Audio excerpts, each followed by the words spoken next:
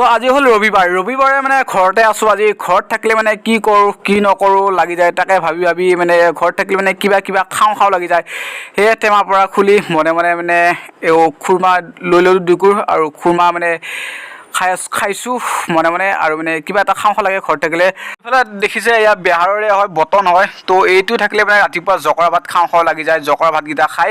আৰু ইফালে এয়া আমাৰ বিলাহী, ঘৰৰ সৰু বিলাহী বহুত লাগিছে, পূৰা ভাগকৈ দিয়া হৈ গৈছে, মানে বেচবা লৈ যাম। তাৰপিছত মানে আৰু মোৰ চুলিডাল মানে বহুত দীঘল হৈছে, চাওক কেনেকুৱা বহুত দীঘল হৈছে।